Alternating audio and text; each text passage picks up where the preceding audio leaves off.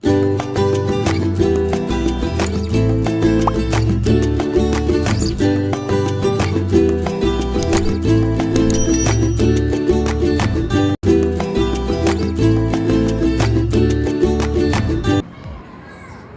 sejahtera untuk kita semua.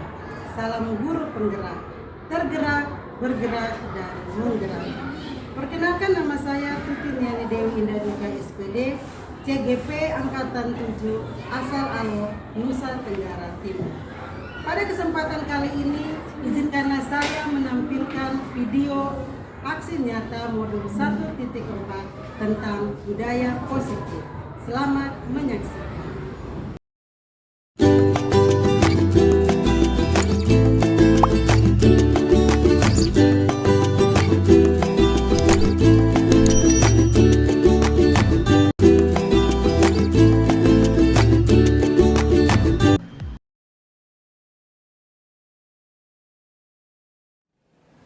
Shalom, Assalamualaikum warahmatullahi wabarakatuh. Salam sejahtera untuk kita semua. Kita memulai rangkaian acara di pagi hari ini dengan doa. Baik, sebelum kita memulai semua rangkaian kita hari ini, mari kita berdoa. Tuhan kita berdoa. Bapa kami di surga, ini doa mengucapkan syukur kami hanya di dalam nama Tuhan Yesus yang adalah Juru Selamat kami. Kepada kami sudah berdoa. Amin. Untuk itu kesempatan yang pertama, dengan sangat rendah hati saya minta Bapak Kepala Sekolah untuk menyampaikan sapaan. Waktu dan kesempatan saya. Baik, Shalom. Assalamualaikum warahmatullahi wabarakatuh. Salam sejahtera untuk kita semua. Bapak Ibu Guru yang saya hormati, Ibu Wakasek Kurikulum, Ibu Calon Penggerak, Guru Penggerak, dan Bapak banyak kita semua yang diberi kesempatan pagi ini ada di ruangan ini untuk bersama-sama mengikuti kegiatan sosialisasi budaya positif yang merupakan salah satu kegiatan bagi calon penggerak. Shalom. Selamat pagi untuk kita sekalian. Saya ucapkan terima kasih untuk Bapak Kepala yang sudah berkenan hadir, juga rekan-rekan guru sama Kristen dua laki yang telah meluangkan waktu untuk ada bersama dengan kami di sini dalam kegiatan sosialisasi budaya positif. Bapak Ibu Guru yang saya banggakan, sebelum saya masuk pada pemaparan materinya, saya mau memberikan sebuah ice breaking. Kita mungkin semua berdiri dulu. Jadi saya kalau sampaikan di sini, guru penggerak, tergerak, bergerak, menggerakkan. Ketika kalimat kata tergerak, berarti kita angkat, kita punya tangan satu. Guru penggerak, tergerak, bergerak, dan menggerak. Terima kasih, selamat berdoa. Saya akan memperkenalkan, ini adalah Ibu fasilitator yang membimbing kami, namanya Ibu Ergelinda Arabudis dari Flores. Yang berikut adalah pengajar praktik Ibu Siti Nuraini Saban, berasal dari Kabupaten Alor. Dan saya sendiri, Ibu Tuti Niani Dewi Indaduka SPD, CGP Angkatan 7. Adapun yang menjadi judul dari sosialisasi yang saya bawakan pagi ini adalah penerapan budaya positif di lingkungan sekolah sesuai dengan filosofi Ki Hajar Dewantara. Ya, Bapak Ibu Guru yang saya banggakan, kelompok pendidikan kita Bapak Ki Hajar Dewantara dalam filosofinya tentang pendidikan, beliau mengatakan bahwa pendidikan adalah menuntun anak untuk mencapai kebahagiaan yang setinggi-tingginya, untuk dan mandiri secara batin sesuai dengan kodrat alam dan kodrat zamannya. Yang saya sampaikan di sini bahwa kodrat alam itu sebenarnya adalah berkaitan dengan sifat dan karakter, juga lingkungan di mana peserta didik itu tumbuh dan berkembang. Hal yang berikut tentang budaya positif itu sendiri. Apa itu budaya positif? Budaya positif adalah kebiasaan yang bernilai positif yang di dalamnya mengandung sejumlah kegiatan yang mampu menumbuhkan karakter murid. Ya, karakter yang dimaksud di sini adalah karakter profil pelajar Pancasila. Bapak Ibu sekalian, kurikulum Merdeka menitik beratkan atau memfokuskan pada pembentukan karakter dari pelajar itu sendiri. Ada beberapa poin dalam profil pelajar Pancasila. Kita bisa lihat bersama di sini. Ada yang pertama, beriman dan bertakwa kepada Tuhan yang Maha Esa. Nah, ini berhubungan langsung antara manusia. Yang kedua, berkebinekaan global. Kita tahu bersama bahwa kita yang ada di sini, Bapak Ibu guru, kita semua dari latar belakang yang berbeda. Dari suku, agama, ras, budaya kita berbeda. Adapun yang menjadi konsep utama budaya positif, Bapak Ibu bisa lihat di slide. Yang pertama adalah paradigma belajar. Paradigma belajar. Paradigma itu adalah cara pandang atau pola pikir seseorang tentang suatu konsep. Yang berikut, disiplin positif dan nilai kebajikan universal.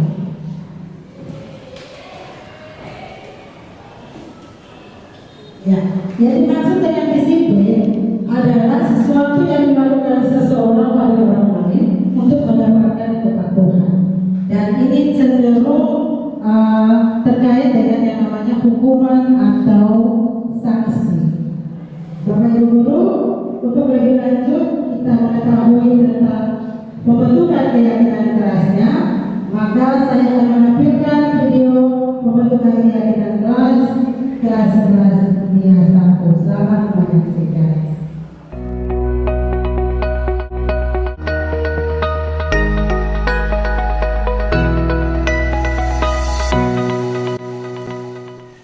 Selamat pagi anak-anak. Pagi Bu. Apa kabar semuanya? Baik. Ya, sebagai insan yang bertuhan, kita patut mengucap syukur kepada Tuhan, Sang Pemberi kehidupan kita. Oleh karena kita diberi kesempatan untuk menikmati tahun yang baru, tahun 2023. Dan besar harapan Ibu ketika kita masuk dalam tahun yang baru ini, kalian lebih semangat dalam belajar dan juga dalam mendisiplinkan diri. Baik anak-anak, pagi hari ini Ibu akan mengajak kalian untuk membuat beberapa kesepakatan yang akan kita rangkum dalam bentuk keyakinan kelas. Dan bukalah matamu, saatnya meraih mimpimu. Arahkan pandangan ke depan, Tuhan kan menuntunmu. Sadarilah masa berganti, tantangan kan kita hadapi. Bergandeng tangan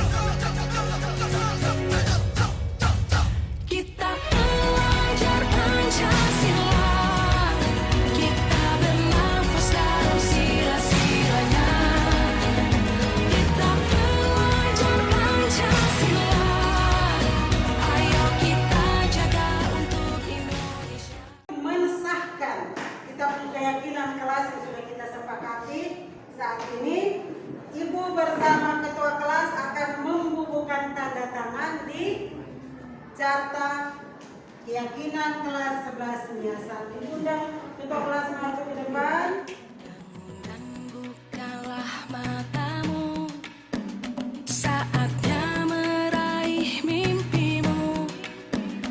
Arahkan pandangan ke depan, Tuhan kan menuntunmu. Ya, dengan demikian keyakinan kelas kita sah. Sadarilah masa berganti, tantangan kan kita hadapi.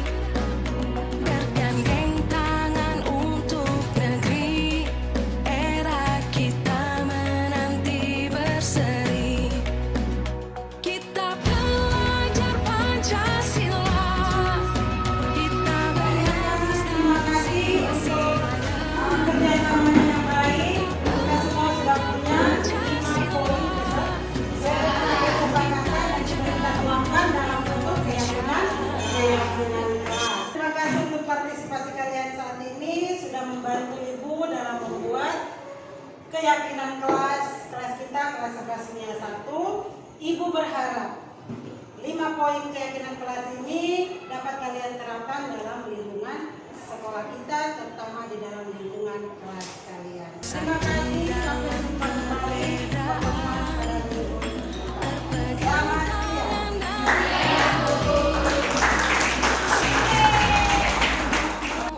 Saya senang dengan adanya kegiatan kelas ini. Semoga kelas kami aktif lagi dalam berdisiplin dan belajar. Dari keyakinan kelas yang dibuat, maka kita para siswa atau para murid yang membuat keyakinan tersebut, kita harus melakukannya dengan disiplin dan tertib. Selain itu, jika kita sudah melakukannya dengan disiplin dan tertib, maka kita para siswa pasti merasa bangga dari keyakinan yang sudah kita buat dan kita lakukannya.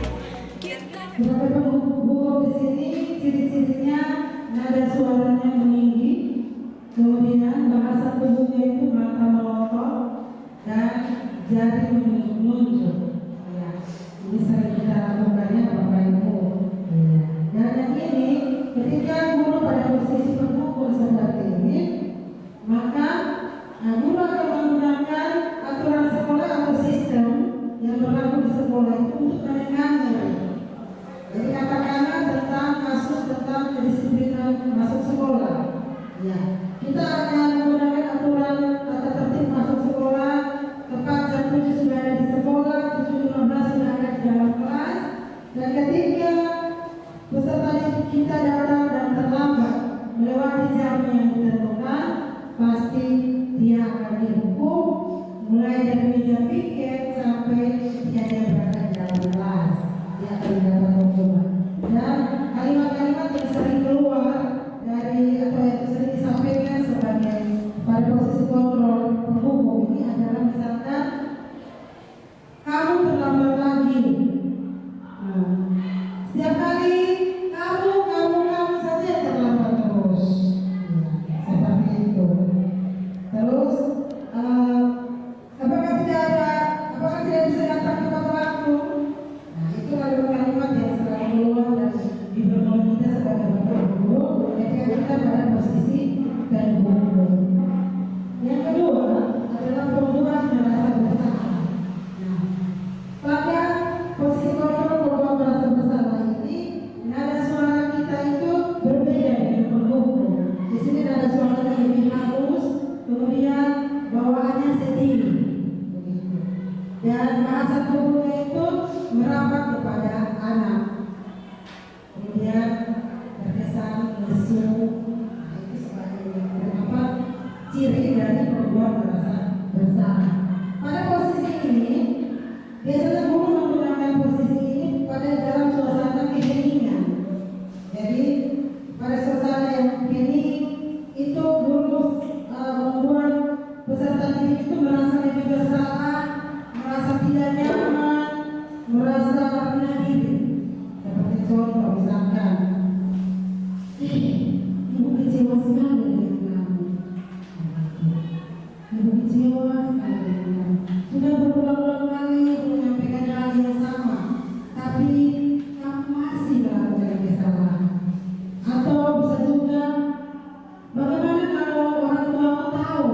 akan masalah ini, bagaimana perasaan mereka? Kita membawa mereka pada perasaan yang cukup sulit untuk mereka ungkapkan. Ya. Jadi di sini mereka tidak langsung menyatakan apa tindakan mereka seperti apa, tapi menahan perasaan mereka di dalam hati. Mereka menahan perasaan itu. Emosi juga ada, malu juga ada, sakit hati juga ada, tapi tertahan. Posisi ini ya terkadang menjadi penyebab utama di mana ketika satu waktu peserta didik sudah tidak bisa menampung lagi perasaannya, dia pasti akan mengeluarkan itu dan meledak dan bisa menyakiti dia diri sendiri. Ya. Dan posisi pemukul ini, pembuat merasa bersalah ini justru lebih berbahaya dibandingkan dengan posisi pemukul. Ya. Kalau posisi pemukul tadi tindakan yang anak bisa ambil itu anak memang marah ketika dia ditegur. Lu lagi yang terlambat, kamu lagi yang terlambat, tiap hari hanya kamu. Ya seperti itu. Pasti dia marah, pasti dia kecil hati ada, dendam ada, sampai mungkin bisa melakukan tindakan agresif. Oh, tunggu pulang sekolah berarti bapak mau balik itu bapak kalau buang baik ya, puji Tuhan. Tapi kalau tidak berarti itu sudah tahu. Itu saya yang bilang. Ada agresif, ada tindakan agresif dalam diri, bisa membuat rusak kendaraan guru yang bersangkutan. Itu benar-benar. Yang ketiga adalah teman. Posisi kontrol kita yang menjadi teman, ciri-cirinya ada suaranya ramah, kemudian akrab dan banyak candaannya. Kemudian bahasa tubuh merapat kepada anak dan penuh senyum. Nah ini sepertinya posisi yang ketiga ini lebih dominan di sekolah kita sebagai teman, menganggap anak sebagai peserta didik sebagai teman. Tetapi posisi ini juga mengandung dua hal, positif dan negatif. Positifnya adalah hubungan antara anak dan guru itu terjadi secara akrab dan baik. Sedangkan hal negatifnya adalah ketika guru tidak lagi membantu anak itu, maka ia akan berkata, saya pikir itu teman saya, begitu, seperti itu. Ya. Dan pada posisi sebagai teman ini, sewaktu-waktu ketika guru tersebut tidak mengerjakan lagi apa yang disukai oleh si anak, maka tidak suka kepadanya. Tetapi juga ini berdampak kurang baik terhadap guru-guru yang lainnya, karena anak hanya suka berjalan hanya dari satu guru. Jadi ketika guru itu menyuruh dia mengambil sesuatu di luar guru, dia pasti pergi. Tapi kalau guru lain yang menyuruhnya, pasti dia punya banyak halangan, banyak strategi yang dia lakukan sampai dia tidak melakukan apa yang diperintahkan guru. Ya. Hal yang berikut, pemantau. Posisi guru sebagai pemantau. Pemantau di sini kata lainnya pengawas, mengawasi. Jadi ciri dari pemantau ini ada suaranya datar, kemudian bahasa tubuhnya normal saja. Iya. Guru pada posisi pemantau ini bertindak berdasarkan peraturan dan konsekuensi. Dan hasil yang dicapai adalah murid menyadari sungguh akan konsekuensi yang akan diterima ketika ia melanggar suatu hukuman, suatu peraturan. Dikatakanlah murid itu tidak mengerjakan tugas kelas, maka konsekuensinya adalah ketika jam istirahat mulai pun dia tetap melanjutkan mengerjakan tugas. Itu konsekuensi. Hal yang kelima dari posisi kontrol restitusi adalah manajer. Sebagai manajer. Ya. Manajer di sini cirinya adalah nada suaranya tulus, kemudian bahasa tubuhnya tidak kaku dan mendekat kepada anak. Pada posisi ini, guru akan memberikan kesempatan kepada murid untuk menemukan solusi dari permasalahannya sendiri. Ya, katakanlah contoh kasus di sini, kasus disiplin masuk sekolah. Mungkin dari awal guru sudah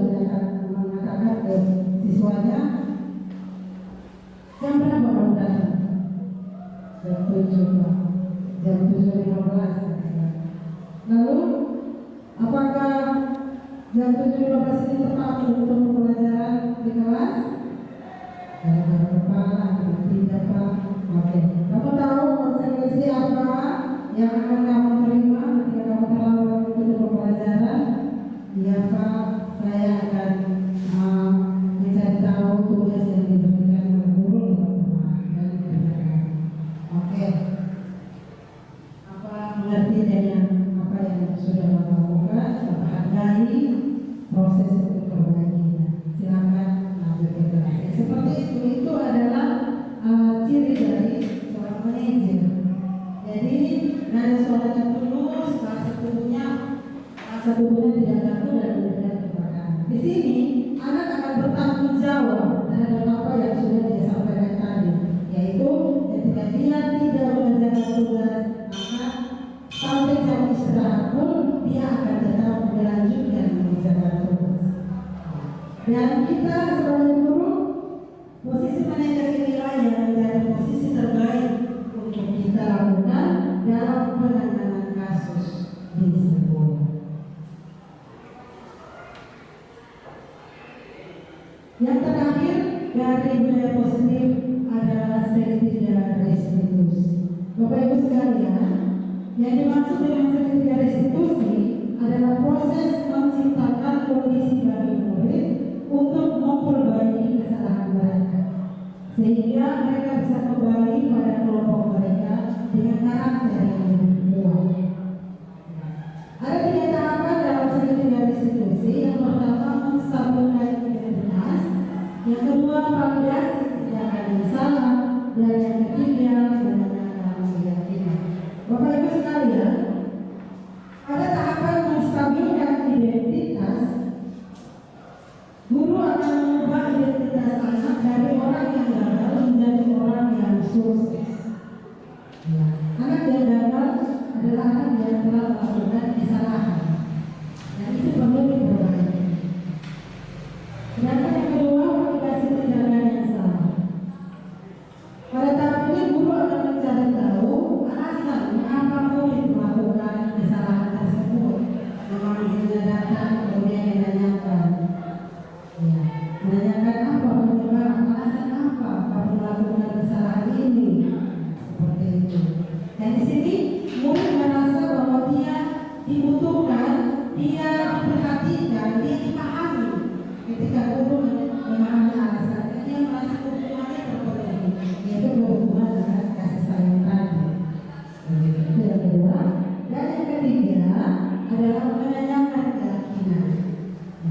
Pada tahap ini guru menghubungkan keyakinan anak dengan keyakinan kelas yang telah disepakati mereka bersama. Jadi guru akan bertanya kepada si anak, keyakinan kelas apa yang telah kamu langgar? Atau apakah kamu tahu keyakinan poin-poin keyakinan apa yang telah kita sepakati bersama? Kita menanyakan keyakinan sehingga ada keterkaitan antara nilai-nilai yang dia percayai, yang dia lakukan dengan keyakinan kelas yang telah disepakati bersama. Ya, Bapak Ibu guru, ini 3 tahapan selektif restitusi. Dan untuk lebih jelasnya tentang selektif restitusi ini, kita akan melihat itu dalam video selektif restitusi. Silakan.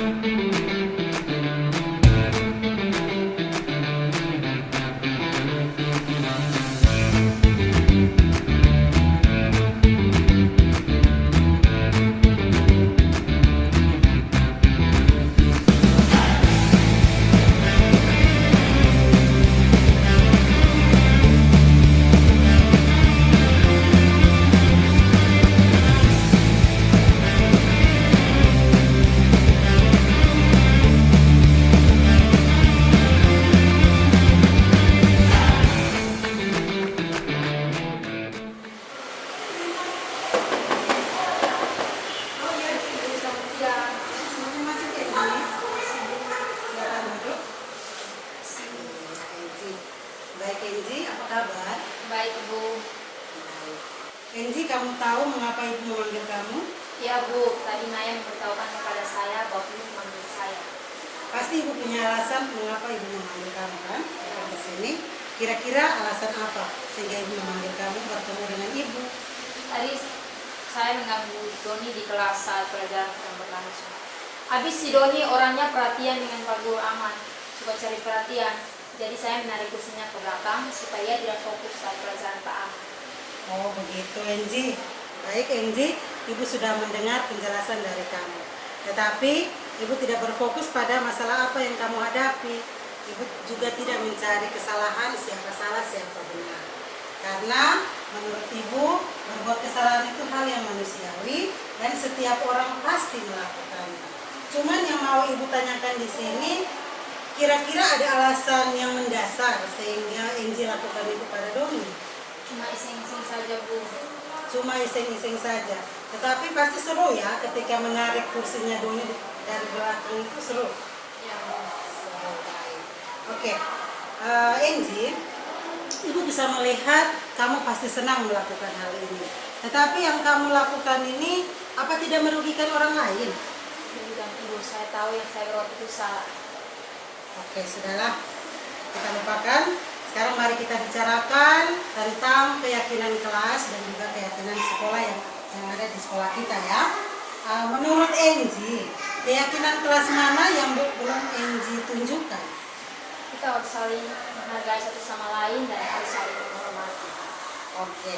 Lalu, apakah Enji sudah menghormati orang lain ketika melakukan hal itu? Tidak. Baiklah Enji. Lalu, apa solusi atau tindakan apa yang Enji akan ambil untuk memperbaiki kesalahan Enji? Saya akan meminta maaf kepada Doni dan berjanji tidak akan mengulanginya lagi. Tidak akan mengulanginya lagi.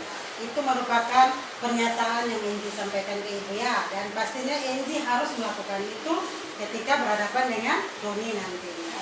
Baiklah Enji, solusi yang Enji ambil itu luar biasa dan itu merupakan tindakan yang terpuji dan ibu salut akan semua yang ibu sudah lakukan. Baik Enji, ibu rasa cukup untuk permasalahan kita hari ini dan kamu boleh kembali ke kelas untuk melanjutkan pembelajaran selanjutnya. Ya, sama-sama.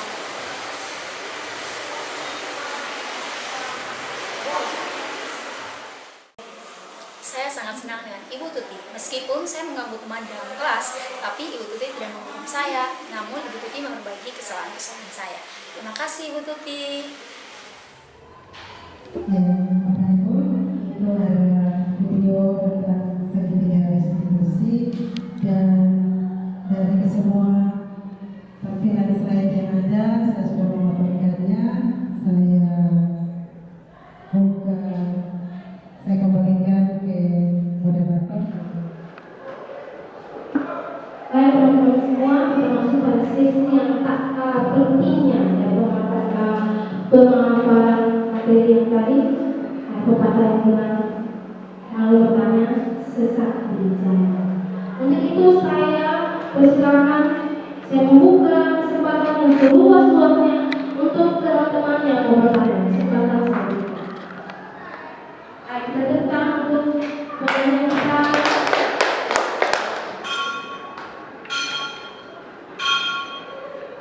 Baik, selamat pagi untuk kita semua. Perkenalkan, nama saya Nita Diron. Saya akan bertanya berkaitan dengan Saya kembali lagi bertanya kepada pendengar semua apakah masih ada pertanyaan? Kalau tidak ada pertanyaan, itu artinya pemateri kita hari ini Ibu Tuti sangat luar biasa yang mengabarkan dan kita memahami. Sekali lagi mari kita memberikan tepuk tangan untuk pemateri hari ini. Saya akan menutup kegiatan kita dengan menyampaikan dua hal penting. Yang pertama, kembalilah kami anak-anakmu datang mengambilnya dengan segala doa yang sudah. sekali lagi mari kita memberikan tepuk tangan